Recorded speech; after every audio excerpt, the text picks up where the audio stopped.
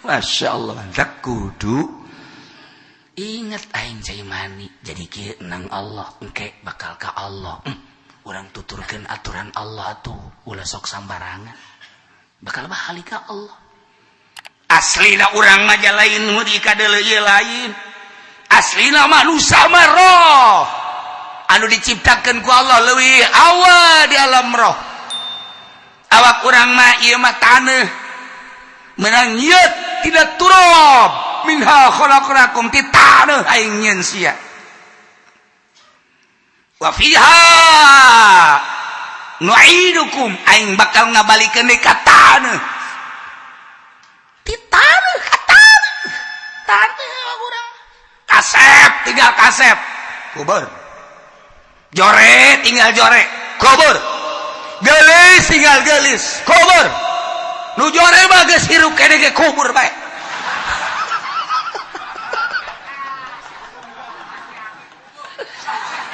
Presiden kubur bae Pak KPRT mah geus hirup-hirup kubur abak.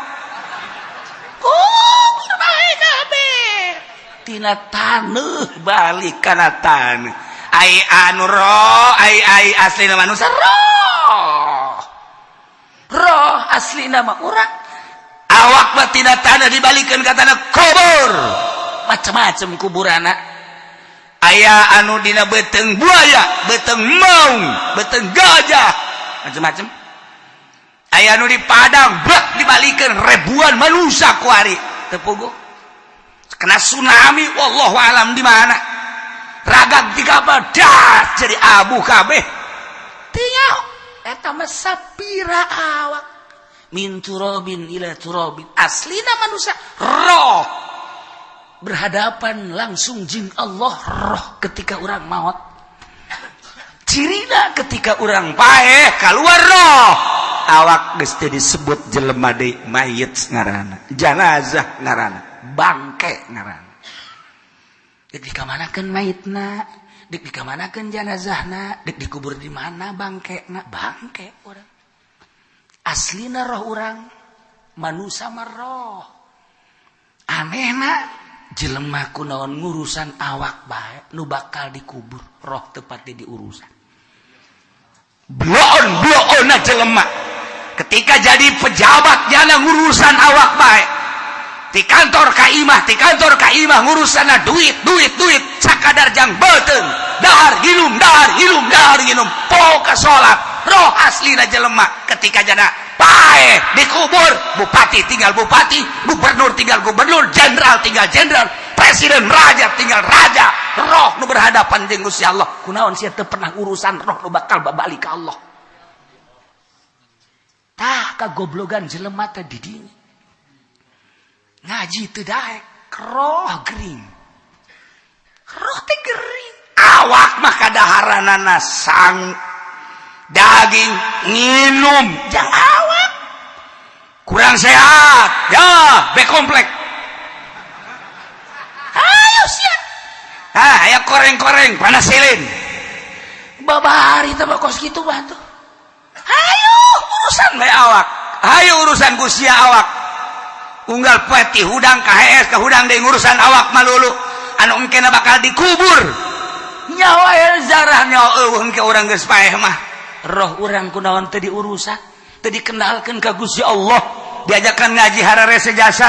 Cak Allah ieu haram ditabrak bae, cak Allah ieu ulah ditabrak bae, cak Allah ieu mah ulah atuh ditabrak bae, cak Allah ieu pagawe henteu, ieu atuh kerjakeun henteu.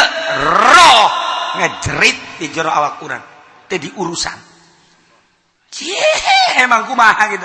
Nu mantak ieu urang ngaji teh ieu kuari keur mere dahar roh kena yakin ka Allah. Hujan-hujan ge daratan. Urang teh keur ngurusan roh, kedangeun lintuh roh urang. Aya nu di luar mah nya roh diurusan, nya awak diurusan. Zahiron wa batinan nya nama eta. Cak nu di luar aing deui bae sial.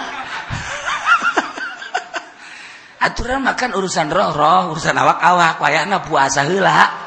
Heuh kuari mah keur roh we urusanana ieu awak tinggalkeun ieu mah teu pat. Teu ieu mah nya ngariung we opatan ngeunaheun jeung urang ngaji di dieu nya. barang di dieu bacang geus beak 50 di dieu. Ambo budak malah mun aya keneh mah tukang bacang aya keneh CF di bak. Asana balik moal bisa hudangnya na.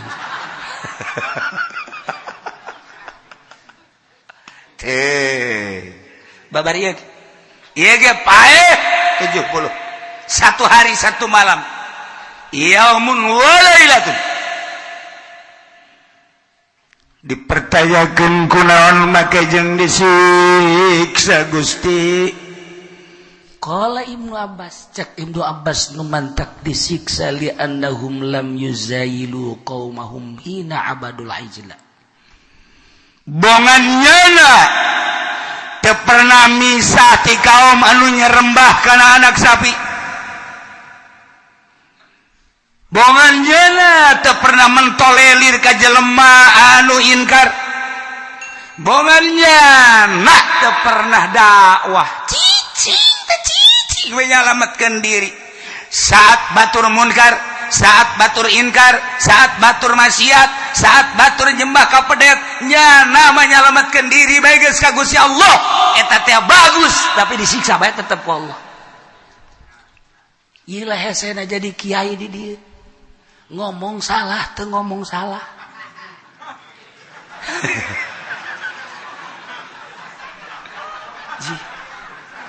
Di akhirat teh akan di akhirat ge karumpul kabeh di mahsyar. Ain geus bararagus bageus ngeunaheun jasa timbang saha ngaran Abdi Junaid. Digali salat puasa nang di saha sia ieu salat puasa nang di kiai. Ah bagus. Mana kiaina? Tuh Kiai Abdi bagus. Gas surga. Ngeunah. Ahmad sia gade timbang. Sia bagus ieu salat yang puasa nang di saha sia? Nang ti guru Abdi. Sia hirup ka zamanan ke Kangjeng Nabi Muhammad henteu. Sahabat henteu. Abdi mah zaman kiai anu. Berapa kiaina? Aya. Sia bisa salat bisa puasa berarti berkat kiai. Bagus sia salat sia. Surga kan ngeunaheun. Mantap. Kayo kabeh. Duh ditararanya salat teh bagus, zakat teh bagus, segala rupa bagus. Ditanya nang saja kiai, pengajian di mana sia? Di anu. Bagus. Surga. Ngeunaheun. Cik malaikat anu nimbang amal. Saudara-saudara sekalian seluruh manusia yang hadir di mahsyar ini bahwa yang namanya Prengki ini telah dihisab, ternyata kebaikan-kebaikannya minus dan maksiatnya positif. Dengan demikian nama Prengki akan digujubarkeun ke neraka. Apa itu gujubar, Pak? Ya lagi saya keluar, Jawara teh keluar Jawara.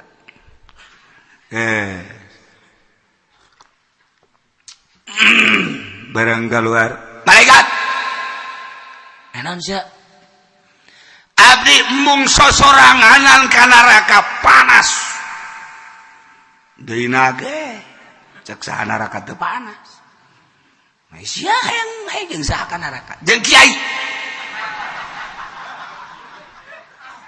Jeung kiai panggil ka dieu kiai panggil. Abdi mah geus jelas ka neraka tapi abdi hayang bareng jeung kiai. Cek malaikat atuh lain bareng jeung kiai kuduna jeung para jawara deui. Sia babarengan jeung tukang jimplong, tukang remi, tukang eta kuduna jeung eta. Da eta mah jelas teh mah geus teu kudu diteangan engke kapanggih neraka. Pinter kan jawara mah ngomongna pinter. Nu kos kitu mah engke ge haraya, engke ge sasalaman ke di neraka kabeh haraya. Ieu mah kual banyak kiai. Endek naon sia jeung kiai mah jeung moal ka neraka. Henteu, panggil heula kiai, panggil ka dieu. Sia zaman kiai saha?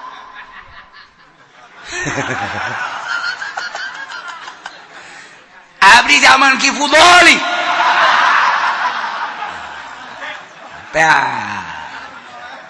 Ki Fudoli geus gageter-geter. Wah, aing ka neraka oge cek teh. Apa aku jawara. Sial-sial ting nasib aing cek teh. Ciut Ki Fudoli di dieu. Cek Ki Fudoli ulah kula bae atuh. Jangan bareng jeung kula Ki Nurjaya aya. Ki Ki Wahab aya cek aja loba kiai kula bantah cek nyana kula nu deket ka imahna Imah Kipun Oli aju datang iya Kiai Budoli lah bener naon si Jawara nah barang kan jeung kula Kipun Oli ka neraka engke heula masalah naon heula sak malaikat naon tuh ieu mah tulisan Kipun Oli nama aya tah salat bagus puasa bagus zakat bagus haji bagus umroh bagus sanajan nya ngariung sok yang berkat tapi dah geus dihampura tah mah geus mah dihampura ieu mah bara ragus sageuna teh tuh ayo ieu bara ragus ieu rek naon deui aya keneh malaikat sing jeli atuh Jawara mah sial bae di akhiratnya tolol Jawara mah sekos di dunia bae ngotot bae Jawara mah ngotot aya naon ieu hiji Jawara kieu malaikat kula memang sadar tukang kitu bobok tukang tarok kula kan tukang ngadu kotok di tukangeun imahnyana tapi kunaon nyana teu pernah ngalarang kula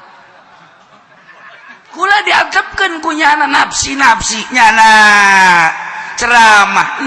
ceramah ka batur nyana ngaji nyana magahan santri ngariung kula ngadu kotok ditungtungan imah lah kehalangan sababara imah tapi kula diantepkeun bae teu pernah dilarang nah ku gara-gara nyana teu pernah ngalarang kula terus ngadu kotokna dengan tidak pernah melarang hijikeun jeung kula ka neraka waduh cek Podoli sial teh nasib aing cek nasib aing jadi kieu tanya deui mail sia Podoli emang bener henteu pernah ngalarang henteu emang kunaon sieun kula kanyana sebab liana mah Jawara bae kiai mah pokona mah tugasna ngalarang urusan kabelah dituna dek nurut dek tenurutkan lain urusan kiai aing main gapleh diantep aing main remi diantep aing mamawa imah ka imah hareupeun nyana lewat kunyana diantep aing ngadu kotok diantep aing nuntut ka pangeran dengan nyana ngantepna ka aing tetep kudu bareng jeung Ki Podoli ka neraka jahanam aduh cek Ki Podoli aya bae akhirnya bebe jaka Gusti Allah Gusti kumaha ya hijikeun tetep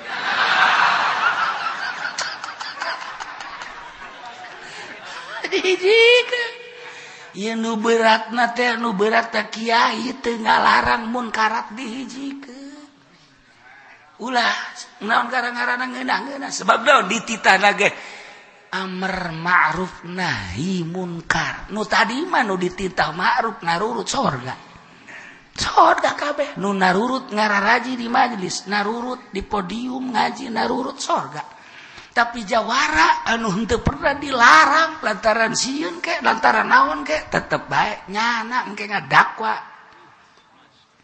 ieu nu beratna keung meunang tibana ieu tah falamma akhadhat humur ajfatu kelanjutanna Kangjeng Nabi Musa teh ningali peradaban kaum nu berubah akhirna Kangjeng Nabi Musa dakwah terus Allah nditah ka Kangjeng Nabi Musa ilih Musa kaum anjeun anu tatadina tetap teger iman ka aing percaya ka anjeun teu goyang dengan ayana Musa Samiri beserta pedet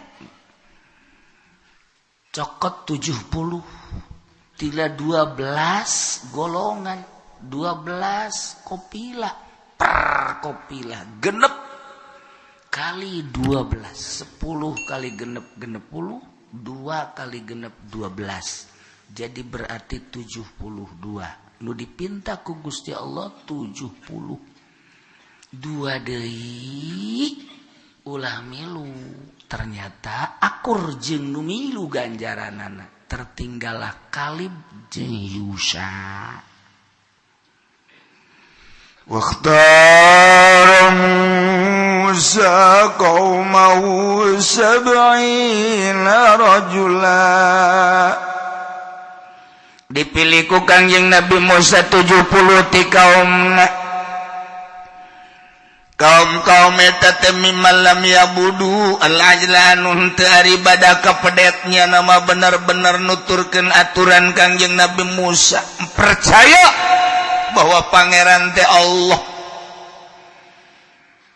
Dina waktu nu geus ditangtukeun ku Gusti Allah tidak diajak ke Gunung Tursina berangkatlah. Kangjeng Nabi Musa beserta 70 kaum anu bararesih anu hararebat kararuat imana setelah dianjurkeun ku Gusti Allah puasa heula. Geus teu puasa bebersih heula wudu mandi. Setelah eta bersihan baju na pakaian nu dipake supaya menghadap Allah mantap. Masya Allah.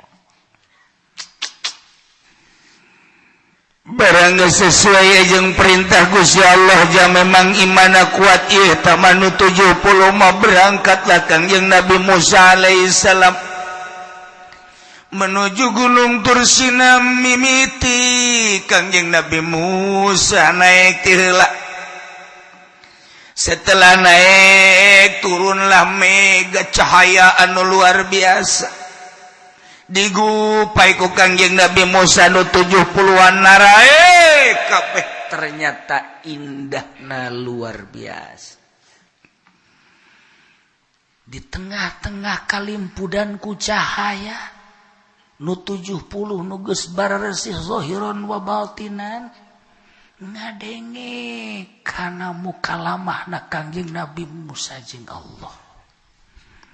Nu kadenge suara Kangjeng Nabi Musa, Masya Allah, aya di jero kaindahan anu pohara. Ya Allah, nikmat. Tetapi setelah selesai eta tiba-tiba aya gempa.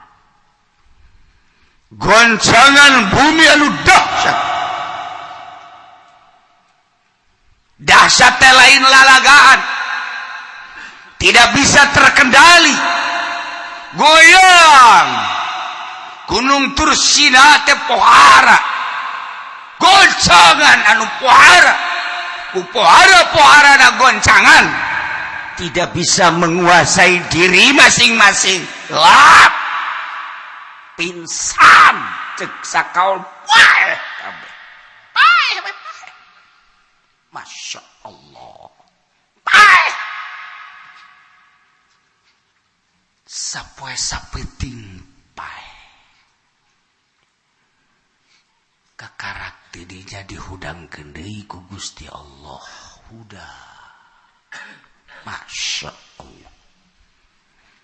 Ia merupakan ancaman siksaan ti Gusti Allah. Sakitu keur nikmat-nikmatna. Tetapi ku Gusti Allah diberi goncangan gempa bumi. Perlu dipertanyakan. Aya naon ieu sehingga Allah nyiksa ka jelema nu 70-an padahal mah nyana iman ka Allah luar biasa, keyakinan anu pohara sehingga Kangjeng Nabi Musa nyokot jelema nu 70-an teh jelema-jelema terpilih. Kita puasa oke, kita ngabersihan awak siap, kita ngabersihan baju pakaian sangat kecil. Berangkat tuh sakitu hebatna diberi ku Gusti Allah kanikmatan anu pohara, tetapi ditungtung disiksa ku Gusti Allah. Aya naon nih? Aya naon? Masya Allah. Dipertanyakeun kami teh make ejeng disiksa Gusti ku goncangan-goncangan. kami maka disiksa ku gempa-gempa anu luar biasa sehingga kami paeh bener. Andai kata teu dihudangkeun deui, teu dihirupkeun deui ku Gusti Allah tuh paeh. Masya Allah. Allah mah babari. Ngahirupkeun urang babari, maehan urang babari. Komo nya nundutan mah gampang.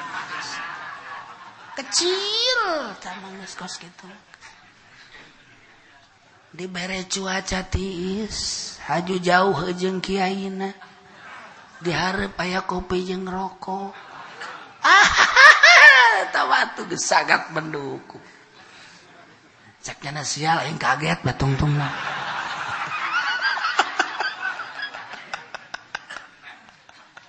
Maka wasal. Tadi diberi kaget deres kana.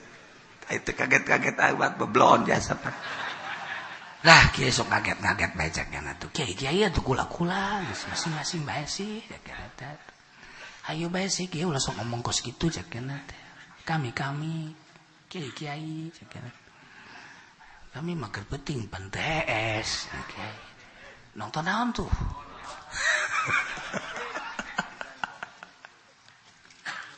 Maka wasal.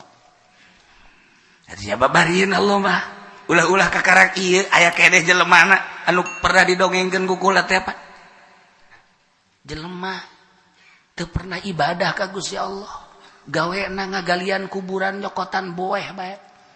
Dijual jadi napakahna teh nyokotan boeh bae dijual jangan napakahan anak pamajikan. Geus puguh judi mah. Geus puguh manehanana. Wah, raradutan. Tapi iman ka Allah. Iman ka Kangjeng Rasulullah Muhammad. Begitu manehanana muriang lain deui rarasaan panjana wasiat. Anak kadarieu kabeh abah geus lain rarasaan. Emak mana emak? Eta tuntung digigir. Oh. Naon tuh bah? Abah geus lain deui rarasaan. Asana abah paeh. Paeh mah paeh bae jajaleun abah bae nu paeh mah lain kitu. Mun kitu abah doang nu paeh tuh sia mah kitu bae ka aing. Teu baja tetangga abah loba nu geus paeh. Babaturan abah nu geus bae atuh meureun ku ari giliran abah. Sia mah kitu.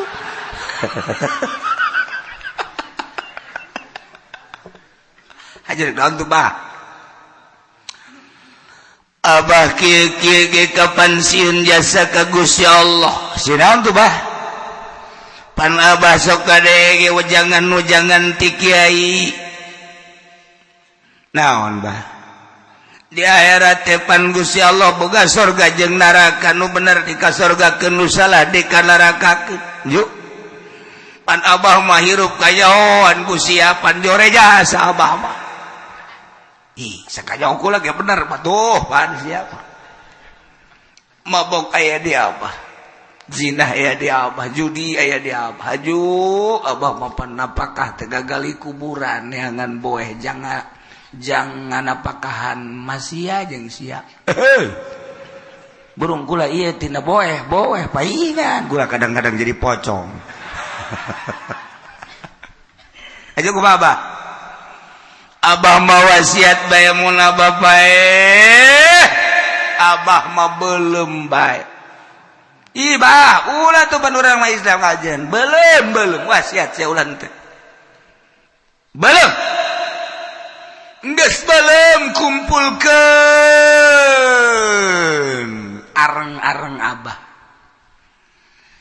Lebu-lebu abah andai kata aya tulang taleng anu encan jadi lebu tutuan ku sia kena jadi lebu. Haju di saat angin gede aurkeun lebu abah di luhur gunung atawa ka laut. Ulah satempat kena acak-acakan lebu abah. Emang kunaon kitu bah? Pokona abah sieun jasa disiksa. Abah engkepan hese aya lebu mah.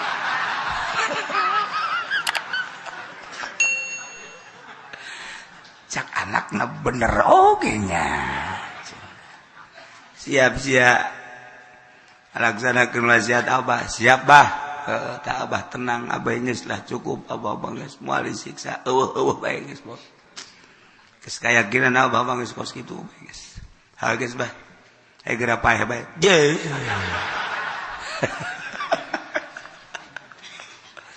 Bener sampai 2 bae paeh Bapak.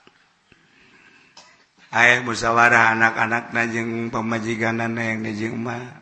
Cak mandat teh apa sia mapan wasiat yang dibeuleum. Mak. Ngajupan hayang diajur-ajur, lebuna aju dipiceun, diaur-aur, kedekat tebak angin di mana bae. Bener, Mak. Urang laksanakeun bela wasiat abah sia. Hayu geus, eueuh salah. Dibeuleum. Geus dibeuleum ngerecek. Jadi lebu. Aya tulang taling sautak saeutik ditutuan kena jadi lebu kabeh. Dibungkus nungguan angin. Aya angin gede dibawa ke gunung di aur-aur, bawa di ka laut di aur-aur, dibawa di ke tempat sababaraha tempat kena acak-acakan. Beres baralik kabeh. Akhirna Gusti Allah nek ngabuktikeun kemahakawasaan Allah. Hei bumi nun Gusti, seluruh tanah anu kaentepan ku lebu kipula anu di aur-aur, segera maneh kudu ngahijikeun lebu eta. Mangga Gusti, tanah kabeh ngahijikeun.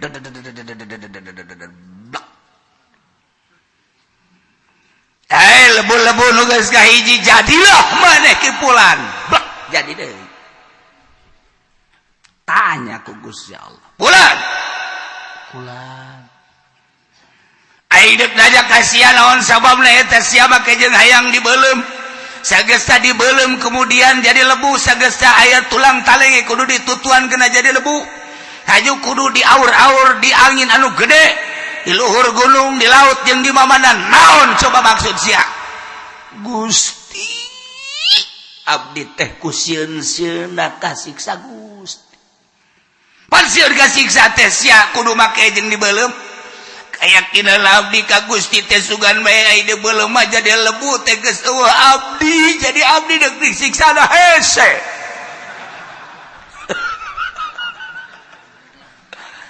Jadi sia nu matak dibeuleum we haju diaur-aur ku sebab sieun ka aing. Sieun Gusti. Sieun kasiksa aing sangat sieun abdi teh kumbung-bungna disiksa.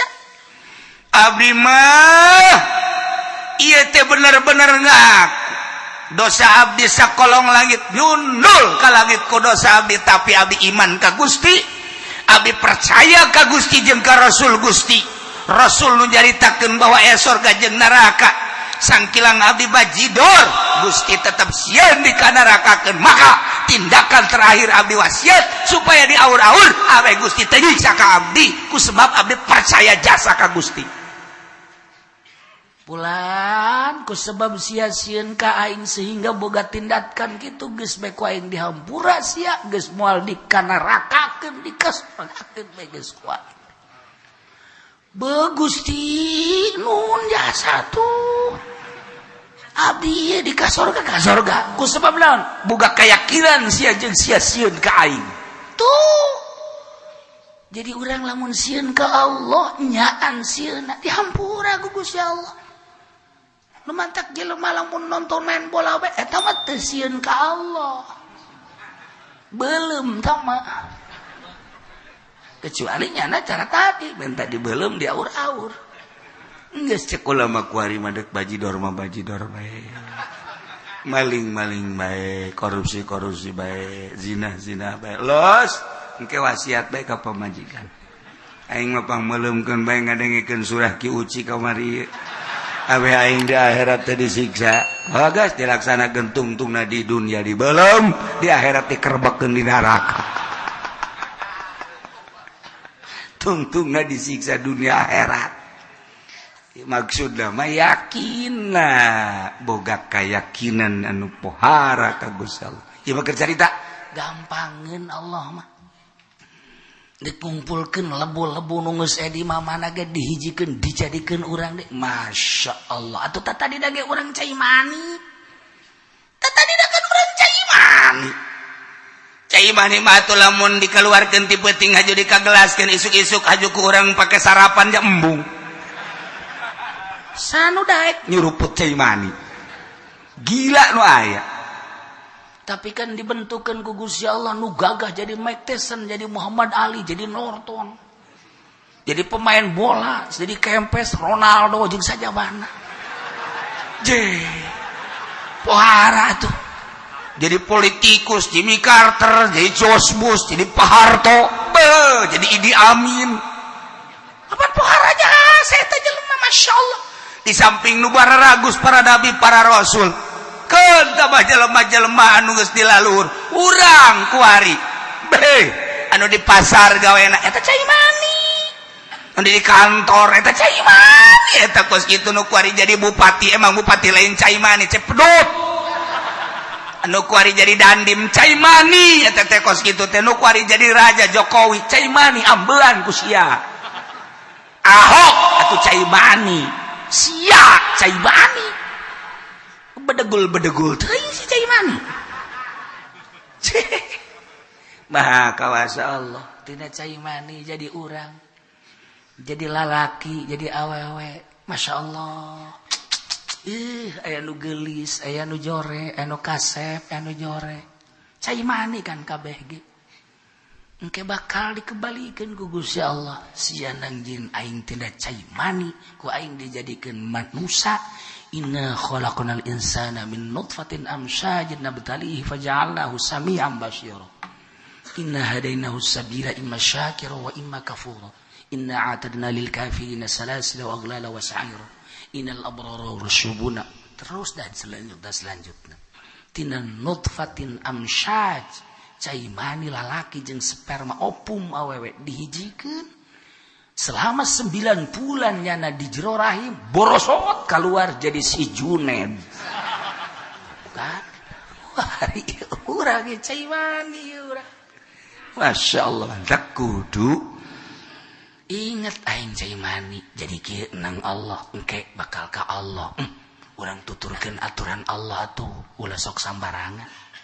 Bakal bali ka Allah. Aslina urang mah lain nu dikadeuleu ieu lain.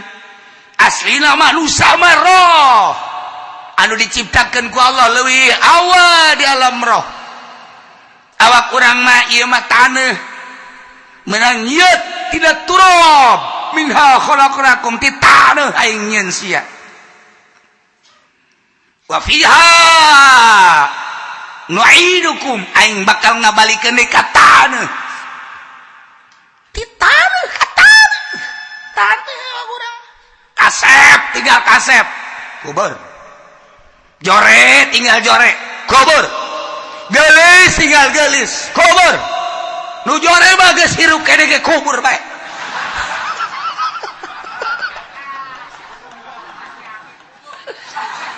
Presiden kubur bae mah kabeh RT mah geus hirup-hirup kubur abak kubur bae kabeh. Tina taneuh balik kana taneuh. Ai anu roh, ai aslina manusia roh. Roh aslina mah urang. Awak mah tina taneuh dibalikeun ka taneuh kubur. Macam-macam kuburana. Aya anu dina beuteung buaya, beuteung maung, beuteung gajah, macam-macam. Aya anu di Padang, brak dibalikeun ribuan manusia ku ari. Teu puguh.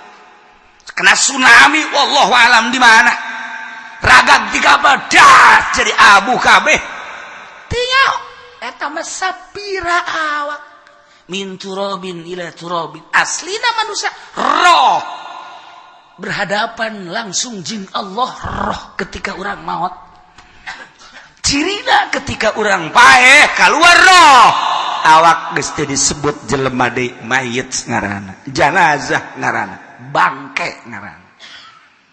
Dek dikamanakeun mayitna, dek dikamanakeun janazahna, dek dikubur di mana bangkena? Bangke urang. Aslina roh urang, manusia mah roh. Anehna jelema kunaon ngurusan awak bae nu bakal dikubur roh tepatnya diurusan bloon jelema ketika jadi pejabat jana ngurusan awak bae di kantor kaimah ngurusan duit sakadar jang beuteng dahar hilum poka salat roh aslina jelema ketika jana pae dikubur bupati tinggal bupati gubernur tinggal gubernur jenderal tinggal jenderal presiden raja tinggal raja roh nu berhadapan jeung Gusti Allah kunaon sia teu pernah urusan roh nu bakal babalik ka Allah tah kagoblogan jelema teh di dieu ngaji teu daek roh gering roh teh gering awak mah kadaharanana sang daging nginum jang awak kurang sehat ya be komplek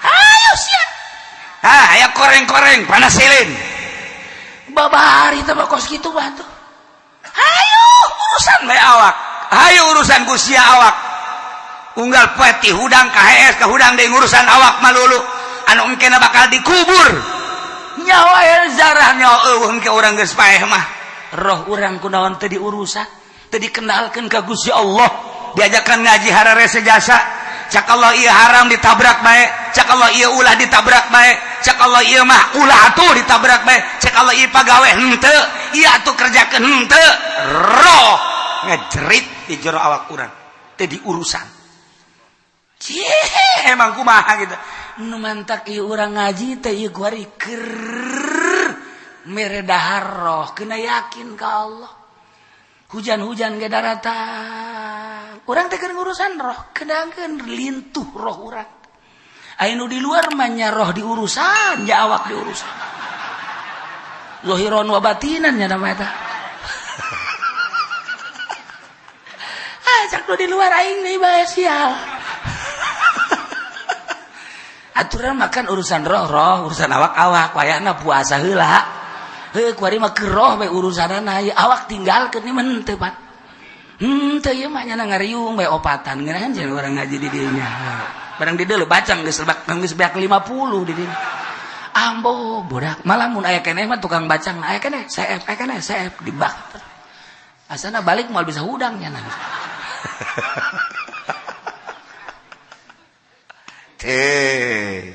babar ieu ge paeh 70 satu hari satu malam yaumun walailatun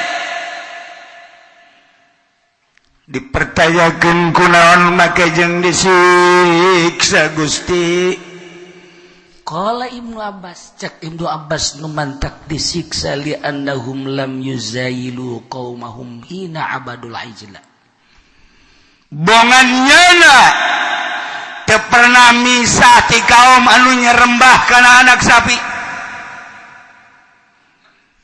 bongannyana teu pernah mentolelir ka jelema anu inkar bongannyana teu pernah dakwah cicing we nyalametkeun diri saat batur munkar saat batur inkar saat batur maksiat saat batur nyembah ka pedet nya nama nyalametkeun diri bae geus ka Gusti Allah eta teh bagus tapi disiksa bae tetep ku Allah ieu lah hesena jadi kiai di dieu ngomong salah teu ngomong salah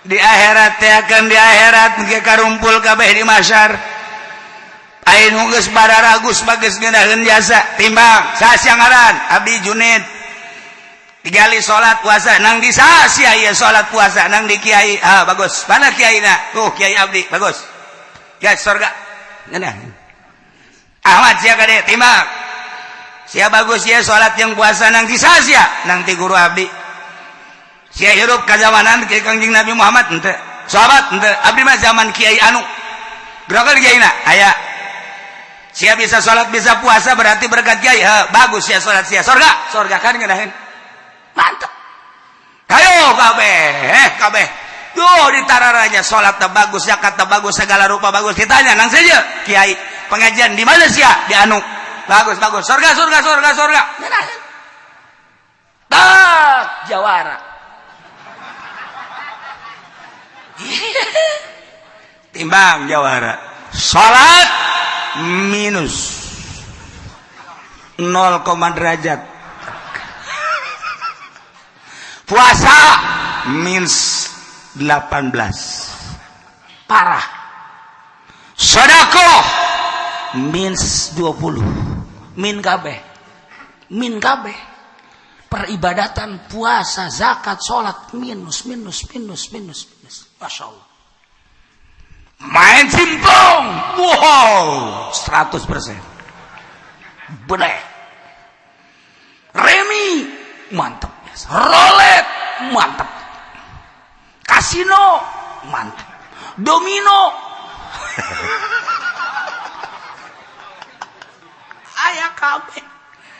ayah kabeh, masya Allah. Mabuk ayah. Maling di pabrik loba. Ngadu kotok ayah. Jawara saya ngaran Prengki abdi. Nang saya ngaranan Prengki. Lah nyaunang saya loba KTP abdi mah Prengki, Predi. Batu sabaraha? Genep. Cik malaikat anu nimbang amal, saudara-saudara sekalian seluruh manusia yang hadir di mahsyar ini, bahwa yang namanya Prengki ini telah dihisab, ternyata kebaikan-kebaikannya minus dan maksiatnya positif. Dengan demikian nama Prengki akan digujubarkeun ke neraka. Apa itu gujubar, Pak? Jangan saya keluar, jawara teh keluar jawara.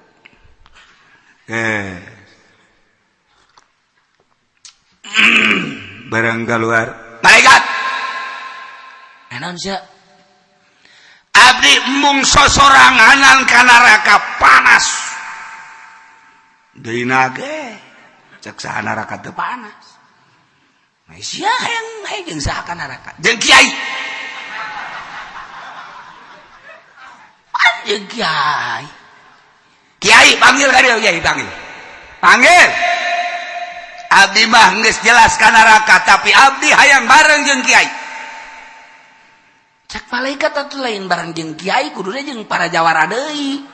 Sia babarengan jeung tukang jimplong, tukang remi, tukang eta kuduna jeung eta. Eta mah jelas teh mah geus teu kudu diteangan yang kapanggih neraka.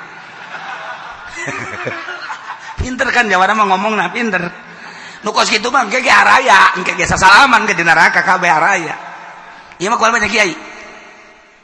Endek naon sia jeung kiai mah jeung moal ka neraka. Henteu, panggil heula kiai, panggil ka dieu.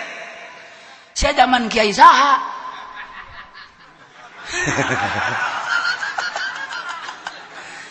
Abdi zaman Ki Fudoli.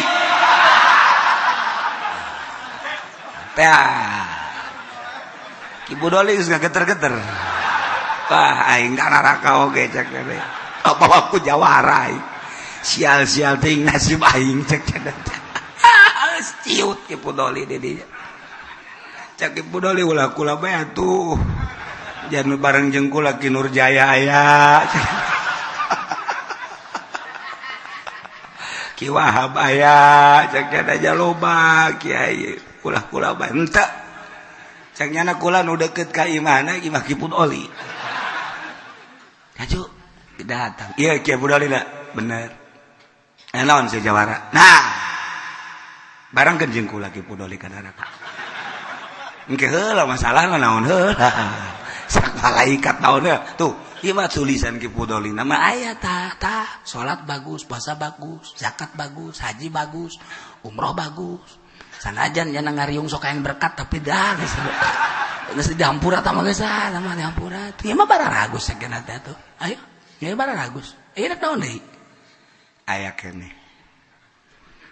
Aya keneh malaikat sing jeli atuh. Jawara mah sial we di akhirat ge tolol jawara mah. Sekos di dunia bae ngotot bae jawara mah. Ngotot. Aya naon ieu hiji jawara? Kieu malaikat. Kula memang sadar tukang kitu bobok tukang taro.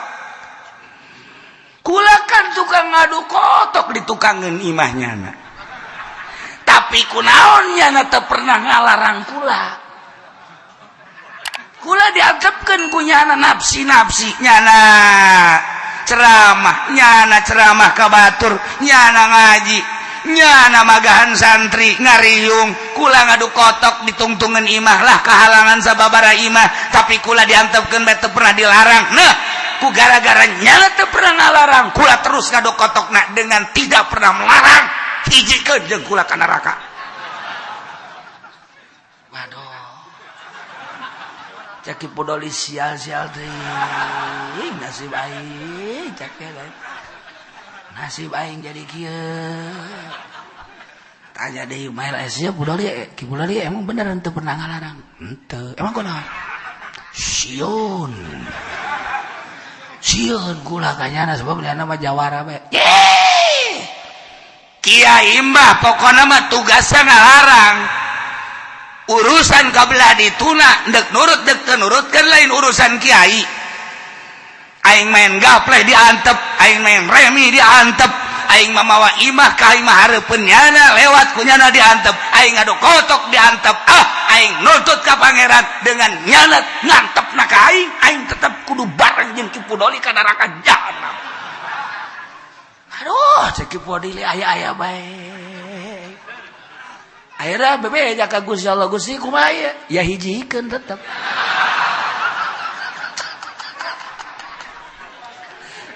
Hijikeun. Ieu nu beratna teh nu berat teh kiai teu ngalarang munkarat dihijikeun. Ulah naon garang-garana ngeunah-ngeunah sebab naon dititahna ge amr ma'ruf nahi munkar. Nu tadi mah nu dititah ma'ruf narurut surga. Sorga kabeh nu narurut ngararaji di majelis, narurut di podium ngaji, narurut sorga. Tapi jawara anu henteu pernah dilarang lantaran sieun ke, lantaran naon ke, tetep bae nyana engke ngadakwa. Ieu nu beratna ieu. Keung meunang ti mana? Ieu tah.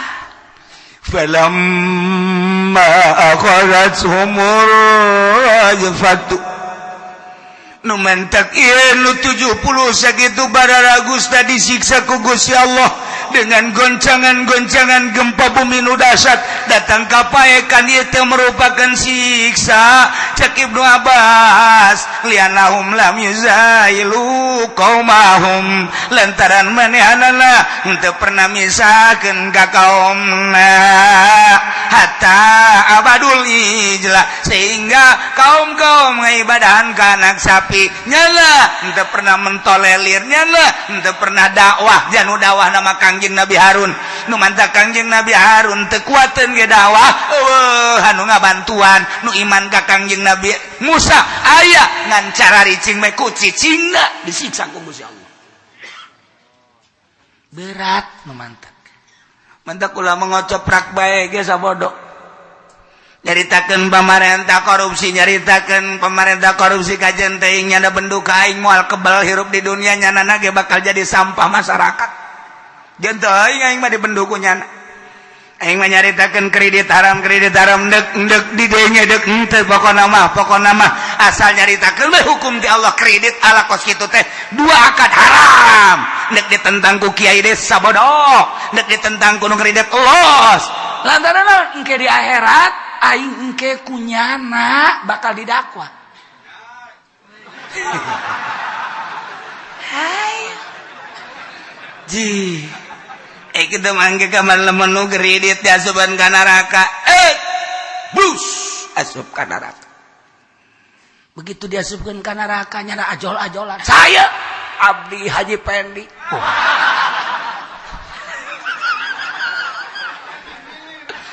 coba kunaon Mang Haji bisa ka neraka ngredit mobil tangis cek malaikat teh tetep abdi mambung sorangan panas hayang jeung satu hayang jeung kiai satu kiai di zaman abdi satu kiai na Ki Fudoli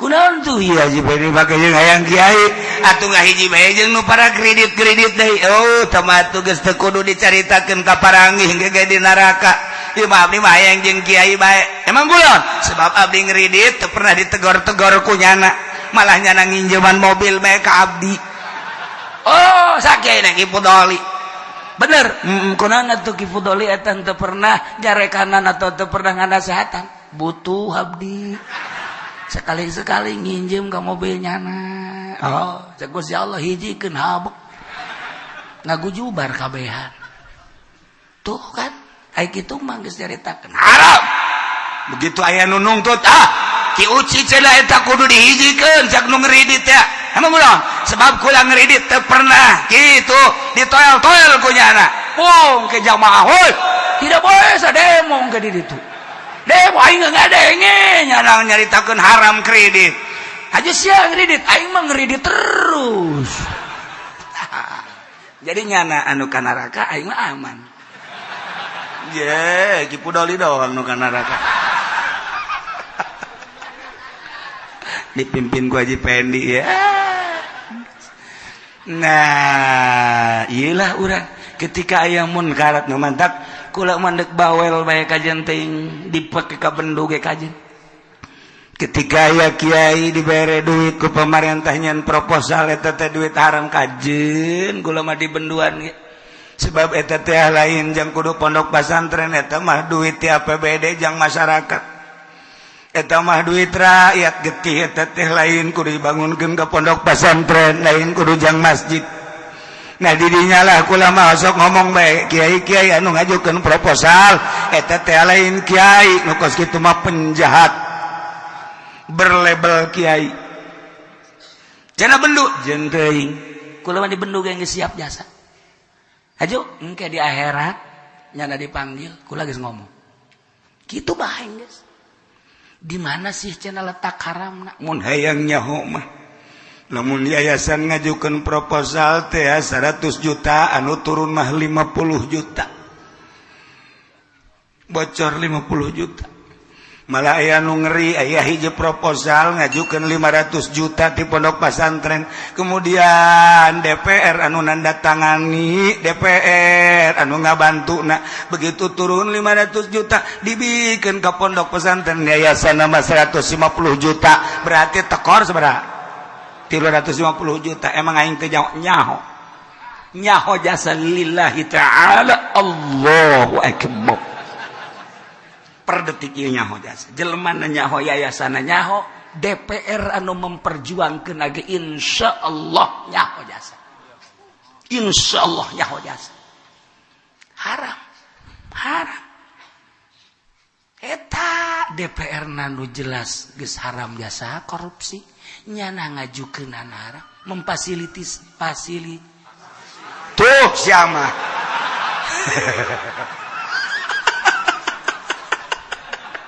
bangun sia nu palinter teh ya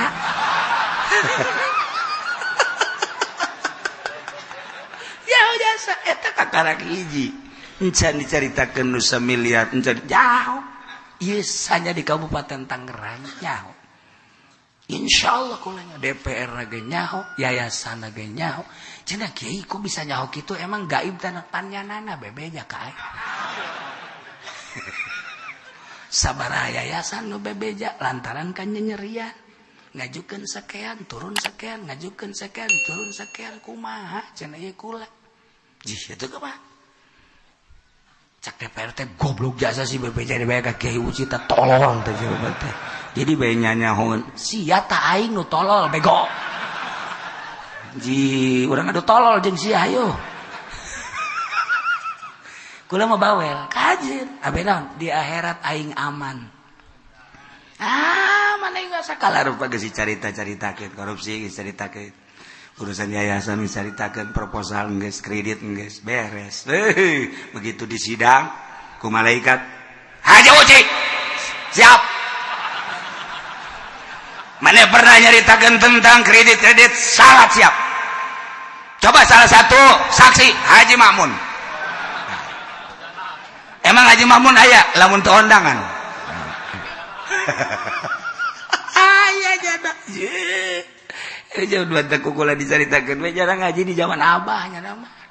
Tiba heula nya nama ngaji zaman Haji Meme, Naib Meme teu nyana eta. Kolot-kolot kula gesok neuleukeun ke zaman gagah. Jisuud teh zaman eta. Eta araya keneh tinggal hiji dua deui, moal kebal deui teh ge. Iya, sekolah jauh.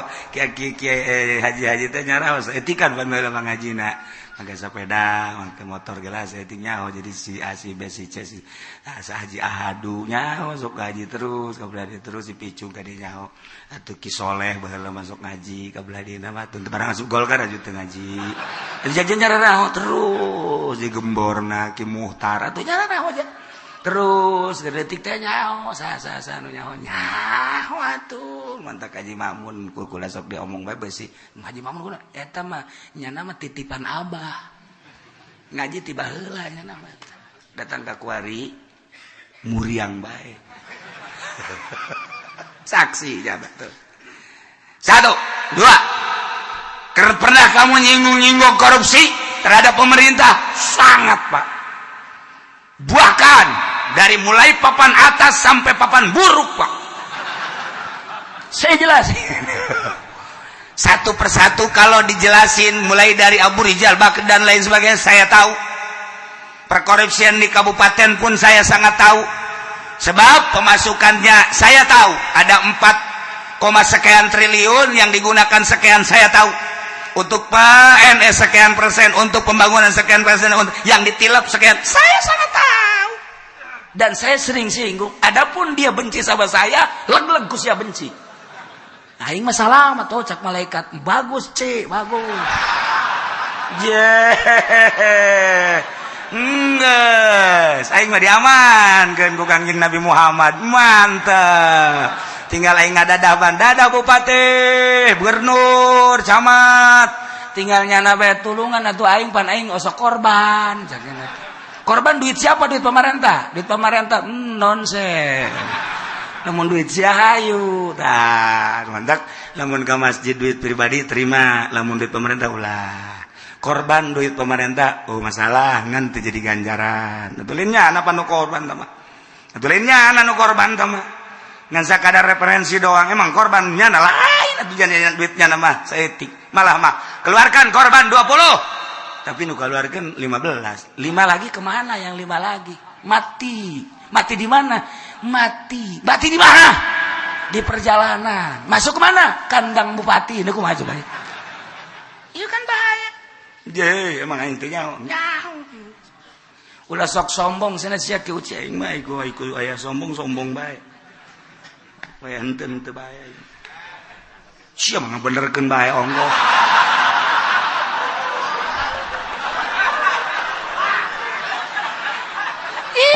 Abeh naon di akhirat aman, di dunia moal kebal carita-caritakeun ku aing alah geus segala rupa dicaritakeun. Oh mun nyaritakeun kelas MPR kelas DPR emang teu nyaho jasa insyaallah nyaho emang kiai bisa nyaho kos kitu atuh aing sekali-sekali asup ka ditu asup ka DPR aju maksudna kadeuleuh dan henteu aing teh mau jadi jurig sekali-sekali jadi jurig. Ih sakadar ngajakan ka Allah mun jadi kiai sing bener jadi kiaina, mun jadi pemerintah sing bener jadi pemerintahna, mun jadi petani sing bener jadi petanina, henteu ngalarang jadi pemerintah, teu ngalarang jadi petani, teu ngalarang jadi pedagang, eta mah urusan kahirupan. Tapi sing jujur sing adil moal kebal urang bakal datang ke Allah. Urang kiai ditugaskeun ngalempeng-lempengkeun ketika henteu noel cara tadi kabawa ku jawara Ki Pudoli musruk. Oh kan aing embung jara Ki Pudoli embung aing.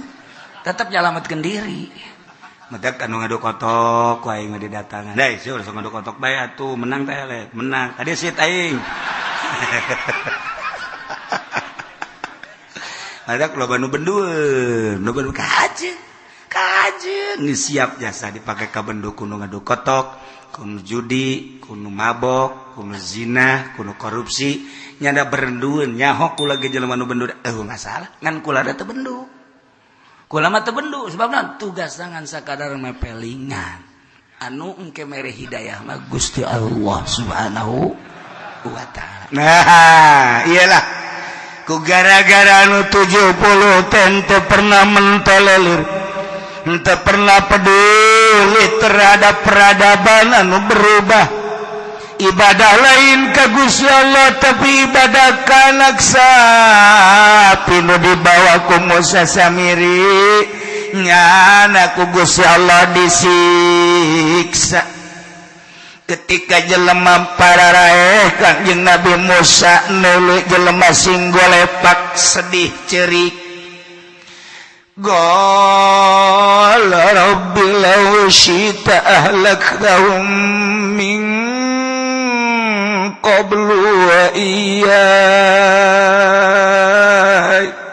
cek Kanjeng Nabi Musa Gusti Pangeran Abdullah syi'ta lamun Gusti kersa dek narusak ka hamba-hamba Gusti nu 70 dek di maotan dek disiksa atuh alag kaum min qablu wa iyyai maninggal Gusti ngarusak memeh kaluar abdi di negara Mesir ke Gunung Tursina wa iya jeung abdi atuh kamari bae abdi siksa ulah geus datang ke Gunung Tursina disiksa mending waktu keur di negara disiksa kabehan liu aina Banu Israil zalika walayatahimuni abehnya na langsung neuleuh ka umat-umat kaum Bani Israil disiksa ku Gusti Allah wala tatahimuni sehingga manehna nanti aya penyurigaan kasim abdi Gusti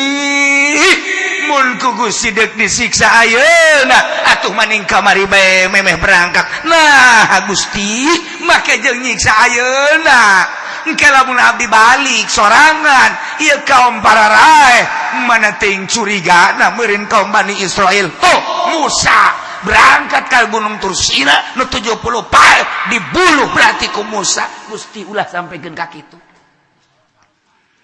ulah sampai ka kitu Gusti law syi'ta ahlaktahum min qablu wa iyya atuhlikuna bima fa'ala sufaha minna apakah Gusti maehan ka kami sadaya ngarusak ku pagawean kalakuan anu diperbuat ku jelema-jelema nu bodoh ku gara-gara nyana nyembah pedet ku gara-gara pindah pangeran sebagian kana itu kemudian kami disiksa kabehan atuhlikuna bima fa'ala sufaha nu dimaksudna Gusti atuh ulah ku gara-gara batur nyembah ka pedet abdi disiksa ulah Gusti hamzah lil istiqab maksudna menta kadeudeuh jeung kanyaang Gusti anu nyembah ka pedet bae anu inkar bae ku sebab manehanana inkar dosa-dosa jana kok siksana dibikeun ka kami Gusti atuh kami masalametkeun bae Gusti deudeuh jeung nyaahan atuh Gusti ulah sampikeun batur nu nyembah ka pedet ku Musa Samiri diajak kaju kami anu disiksa ieu di luhur gunung atuh likuna bima fa'ala sufaha minna in hiya illa fitnatuk teu aya ieu mah sakadar cobaan cek Gusti aing teh nyoba Musa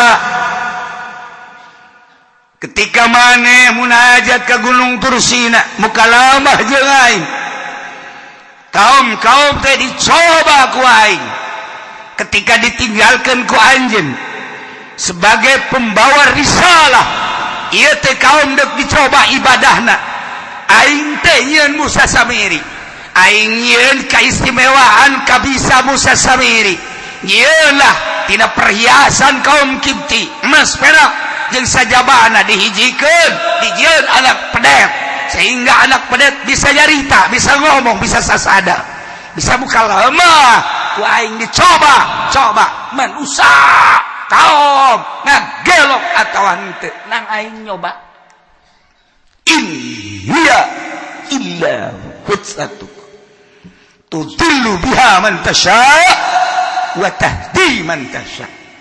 Ulah bingung Musa, ulah bingung sebab urusan aing nyoba tah cek Kangjeng Nabi Musa horenganan eta teh fitnah teh cocoba ti Gusti teh tudillu biha man tasya nyasarkeun ku cobaan eta teh ka jelema nu dikersakeun ku Gusti deuk disasarkeun wa tahdi man tasya jeung ku Gusti nu deuk dituduhkeun mah dibere pituduh horenganan eta teh kabeh nang Gusti.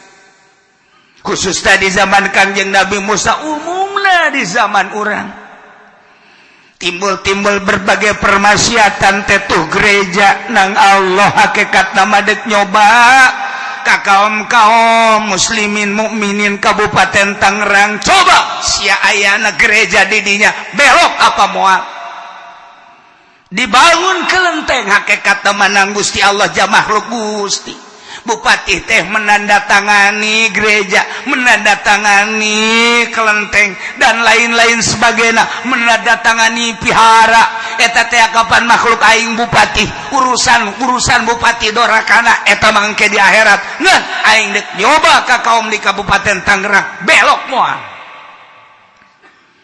Aing nyoba melalui perekonomian Yahudi. Didominasi ku Yahudi timimiti matahari sabar subur datang ke Indomaret Alfamart iyalah kabeh teh ala Yahudi.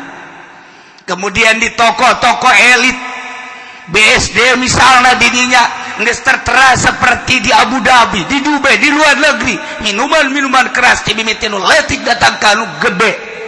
Nang aing cak Gusti Allah melalui hamba-hamba aing anu murka ngan aing dek nyoba ka kaum Kabupaten Tangerang khususna ngagelok moal tempat prostitusi loba jasa di Citra loba di kawasan Ambalaya berbagai kelas ngampar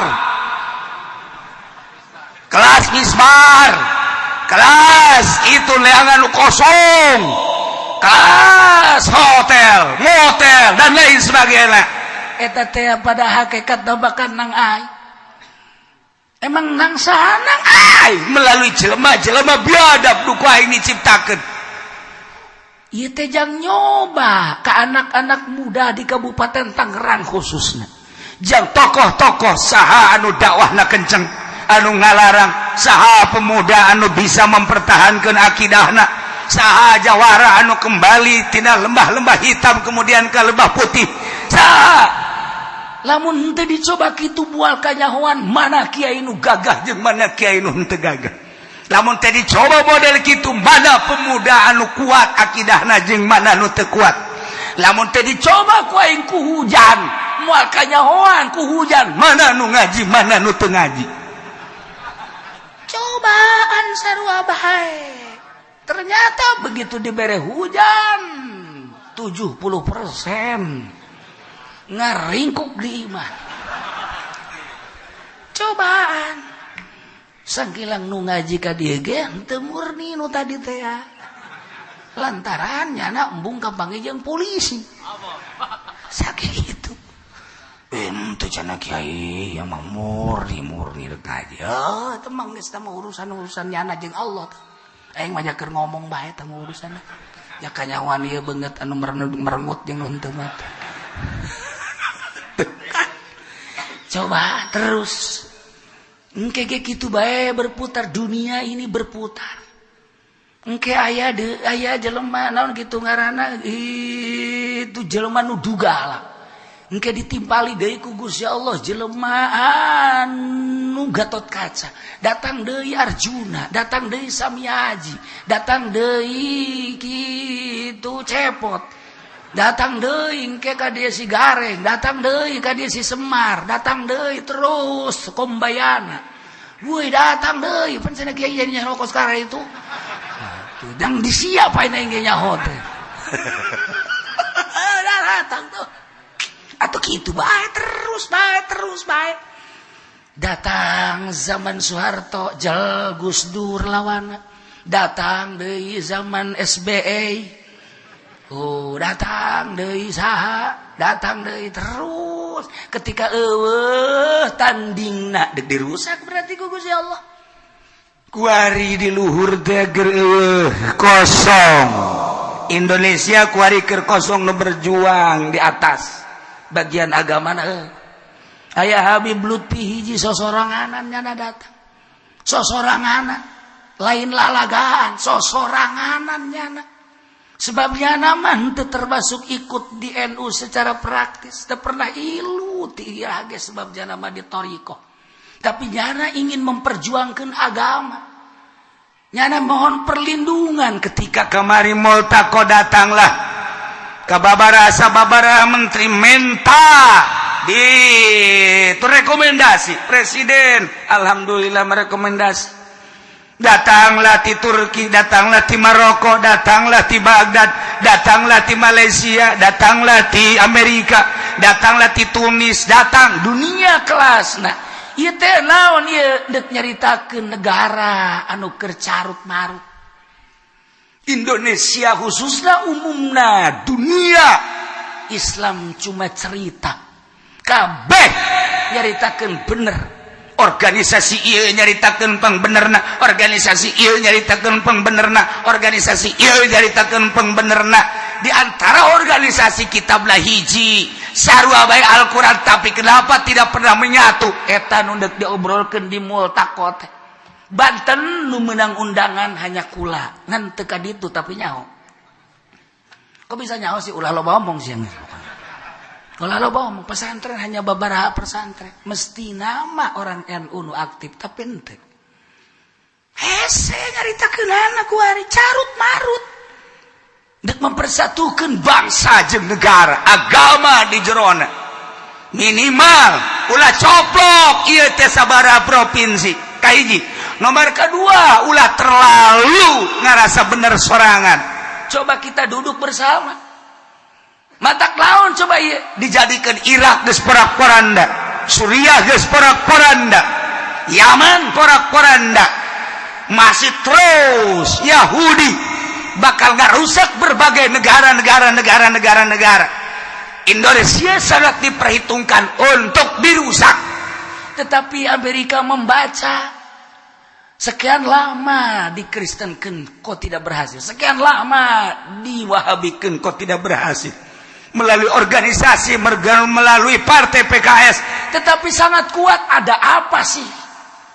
Henteu sembarangan. Ternyata ditingali aya sabaraha sih ulama nu kuat di Indonesia. Urang mah teu pernah mendeteksi sampai dinya. Amerika mah sampai ka dinya. Siapa di Jawa Timur, siapa di Jawa Tengah, dan siapa di Jawa Barat? Emang itu diteliti. Iyalah kuari teh dihiji ketek hanya sorangan nu main. NU sakitu ayana, FPI emang geus kos kitu motifna. HTI atuh emang geus kos kitu. Hurud kos kitu. Henteu salah kabeh ge, tapi teu pernah bersatu. Ketika tidak pernah bersatu, amun ditumpangan kunyana jadilah perang. Maka kaum thariqah kuari bangkit deui.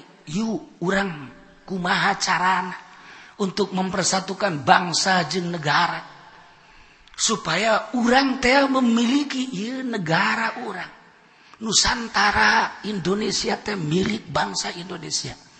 Mulai ahli-ahli thariqah dararatan ku ari teh ka tokoh kadi mali caritakeun teh sampai ka gubernur sampai ka presiden. Presiden sedang mengkaji siapa sih ahli thariqahnya, siapa sih? Tuh nu mantap kula sok nyaritakeun kitu teu sambarangan. Bisi engke aya di MPR aya kula di ditu kadeuleu ulah kaget. Tuh siapa sok kita percaya bae ka aing heran mah. Lain lalagan. Masya Allah.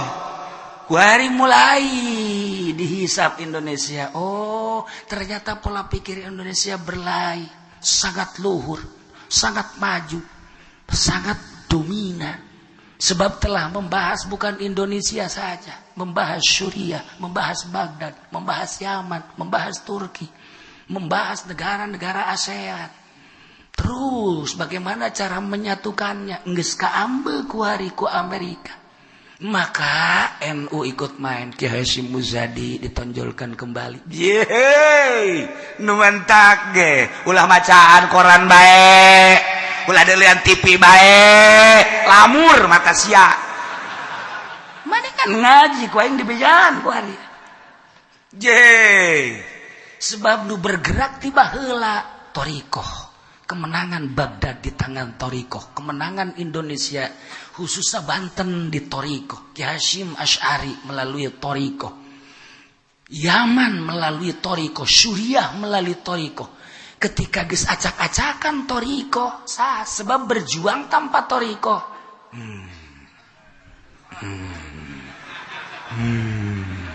Cak nu di luar naonnya. Pokoknya sih mah teu nyaho belah.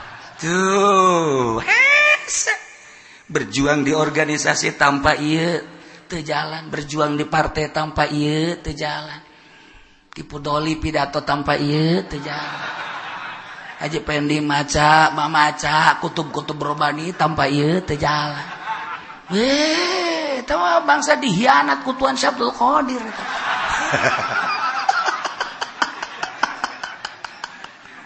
Tuh, tetapi ketika ahli thariqah numbus bergerak ngaji lillahi ta'ala, ceramah lillahi ta'ala, dakwah lillahi ta'ala, di organisasi lillahi ta'ala, di partai lillahi ta'ala, melangkah dengan pasti lillahi ta'ala, gugur di medan laga karena motif lillahi ta'ala, ridho Allah. Aku hari mulai aya naon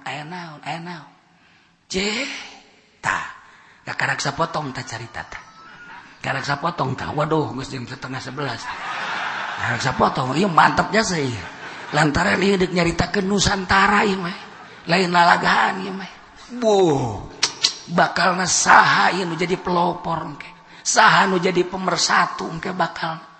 Sebab naon? Sebab ti Gunung Karang geus turun informasina, ti Gunung Kencana geus turun informasina, ti Gunung Gede geus turun informasina, ti gunung nu aya di Jogja, gunung geus tarurun, tuh di Bima anu henteu pernah bisa kataekan ku jelema tanpa melalui kuncena geus turun.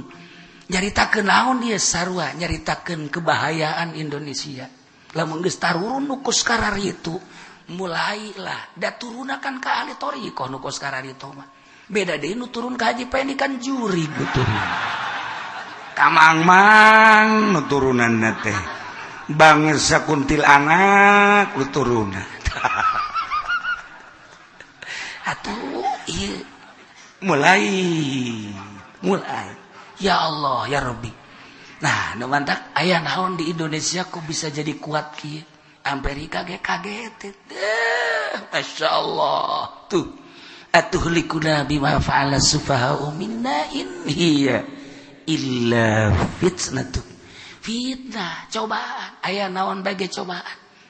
Ketika orang magahan ngaji kiai, sapira kiai tamat SD ge henteu.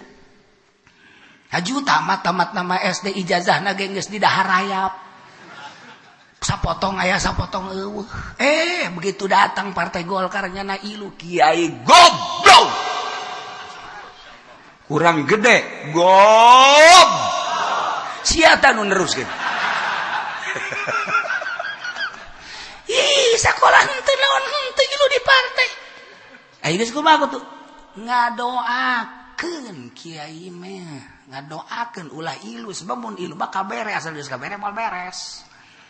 Ngadoakeun mah mudah-mudahan kabere bae. Nu bener tolol kabeh. Asal geus ilu kadinya pareum. Asal geus ilu kadinya pareum. Geus teu diakui deui. Ku ari nu diakui kiai teh kapan kiai Salapi. Ketika jelema nyieun pondok pesantren modern, santrina 5.000 10.000, bagus. Salah henteu. Yang perbandingan sangat bagus jeung sangat dominan. bahasa Arab bisa tidinya, bahasa Inggris bisa tidinya, bisa jadi bupati jebolan pesantren modern sangat. Tetapi ketika nyaritakeun ibadah nanaona tur kiai nu pondok pesantren teu diakui masyarakat bawahnya kiai. Teu kabeh ku muridna doang tuh kiai aing, masyarakat mah teu nyebutkeun kiai. Tuh siapa yang serikeun heran. Tapi kiai pondok pesantren salap mah nu kuarina dihina barang datang bae ka lembur mulai tab ka mana tab. Kiai sorangan nyebut ustad masyarakat geus ada kebelan heuy kiai mana kiai nang saja buat kitu nang Allah kebelah dituna woi mama nukan kemana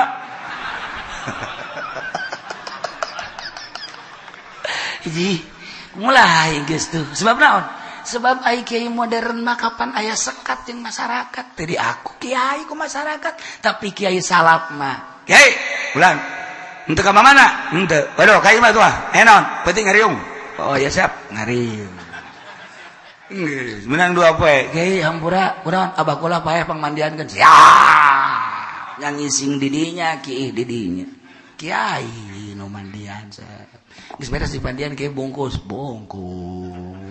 kiai kiai salatan ku kiai siap kiai jauh sasa panggul habak siap gitu kiai mah aduh ke bangkos kos gitu apa teu mau kos di masjid kiai nongkrong trong kiai zohor ngadaguan jelema eueuh kapan azan panjana Allahu akbar Allahu akbar Allahu akbar Allahu akbar sugan aya masyarakat datang eueuh keneh bae geus salat ratib eueuh keneh Allahu akbar asyhadu an la ilaha illallah asyhadu anna muhammadan hayya 'alas shalah ya faqad qamatu shalah qad qamatu Allahu akbar la ilaha illallah Allahu rabb hadhihi eueuh keneh bae salat ka paimibaran sorangan bae usolli fardhu zuhri arba'a rakaatin imaman lillahi ta'ala cak anu tatangga weuy makmum na mana ulah ngomong Allahu akbar geus beres sugan rakaat kadua anu datang kan lumayan geus teu kudu niat deui maksudna geus lamun niat imaman ke rakaat kadua datang geus teu kudu niat jadi imam deui kan ngeunaheun sugan rakaat ka sugan atuh keur tahiyat hating datang ka tahiyat eueuh Assalamualaikum warahmatullahi alhamdulillah geus beres lah sugan keur wiridan datang datang ka balik sorangan diborong punya mantaknya kebal-kebal macamnya dijual baik itu ku aing masih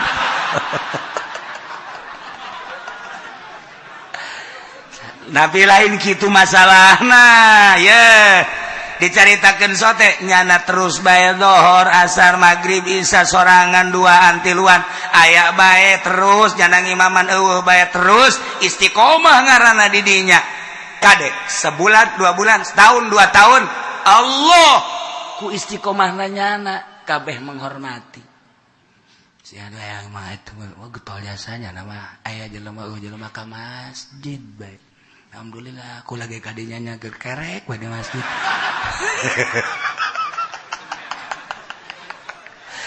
kebal-kebal diakui masyarakat coba kiai modern malah ya sebab naon beda niat nage ke waktu mondok nage hayang bisa ibadah henteu hayang jadi ustad teu hayang jadi kiai hayang bisa ibadah atuh geus we kuari wudu bisa salat bisa ibadah Allahu akbar teh kudu aya batur atuh ibadah mah Allah niat di pondok nage deuk ibadah aing di pondok pesantren modern mah niat nage susuganan aing geus boga ijazah mah ke ditarima jadi lebe mudah-mudahan jadi amil jadi depak ya emang niat tage kos kitu jadi kumaha tuh teu kumaha eueuh nu salah eueuh sugan disalahkeun lain lamun pondok pesantren modern atuh deuk saha nu maju kemajuan dunia terletak pada pondok pesantren modern kemajuan ibadah di pondok pesantren salaf ulah silih salahkeun ulah sia mah sok aju nyalahkeun ka aing lain ngan di pondok pesantren modern mah moal jadi wali moal sakitu doang pondok pesantren salaf hese jadi wali itu komo nyana moal jasa moal sebab naon ta'alluqna hate tuh anu lah pokoknya wah ya nah iya kecaritakeun fitnah teh antep kenang Allah ngan urang kiai datang ka mana dakwahna ngalarangna eta kan aya persenan ti Gusti Allah oke anu mah terus bae dakwahna amar ma'ruf nahi munkar pemuda nu mana nu kuat aya nilai jelema nu ngagelok nilai lamun urang nyaritakeun di Sukabumi loba jasa kristenisasi ka ditu mawa supermi dan lain sebagainya cobaan ti Gusti Allah di urang kuari ketika karyawan nu lain Kristen diasingkeun bahkan dikaluarkeun cobaan ti Gusti Allah kuat apa henteu ulah jadi kabingungan ieu ta ayatna in hiya illa fitnah tuh ternyata kos gitu urang boga pamajikan hiji kemudian ngandung dua nu kolot galak atau nu kadua galak ulah bingung fitnah cobaan ulah bingung ulah tamah engke ge koleng sorangan tamah tuh kayaknya tanggung koleng 3 ayo geus tanggung koleng 4 geus 4 teu bisa baliknya na sia kurang cicing di dia puyang aing balik ka mana ieu cakena teh kanu kolot nyarekan bae nu ngora kitu kene nu katilu kitu kene nu kaopat kitu kene aju goreng mah lah aing mendek ngagejeburkeun maneh bae tungtung nama lain indah nyandung ngagejeburkeun maneh ulah bingung fitnah kabeh ge cobaan harta cobaan sehat cobaan penyakit cobaan ilmu cobaan nah ieu kuari nu kadeuleu ku urang perumahan gerejana cobaan lamun urang teu dicoba moal kayahoan luhurna urang cek Imam Ghazali teh mah urang susah teu boga nanaon puasa bae ka tukang karti teh mah kos kitu mah jelema puasa bae teu boga nanaon karti tuh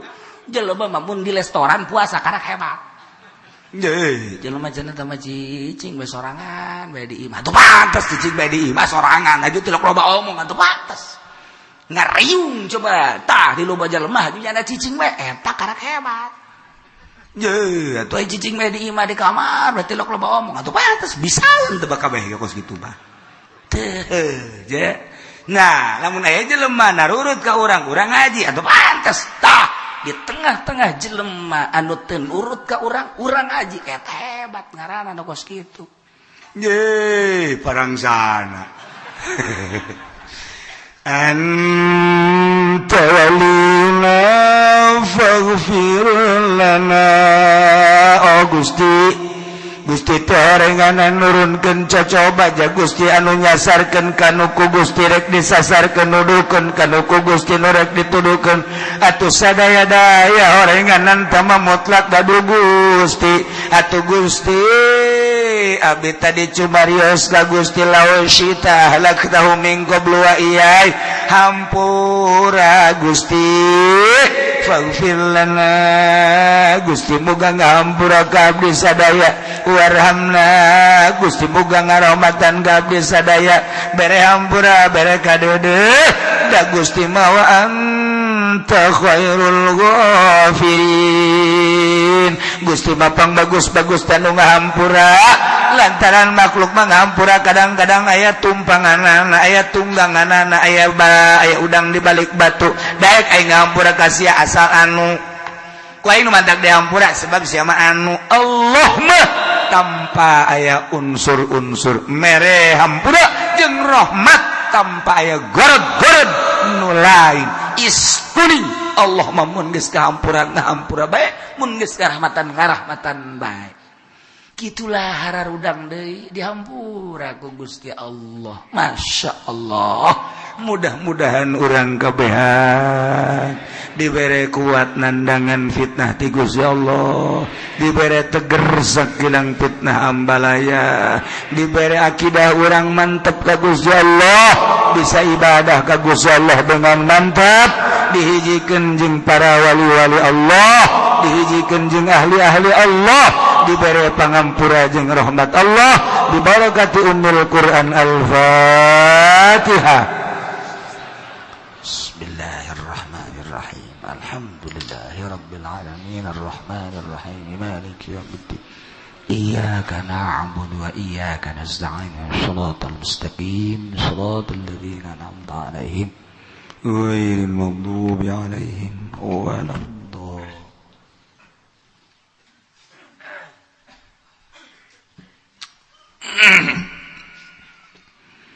Allahumma shalli wa sallim ala sayyidina Muhammadin fil awwalin wal akhirin wa barik wa sallim wa radiyallahu ta'ala an sadatina ashabi sayyidina Rasulillah ajma'in. Allahumma hdina siratal mustaqim Allahumma hdina siratal mustaqim.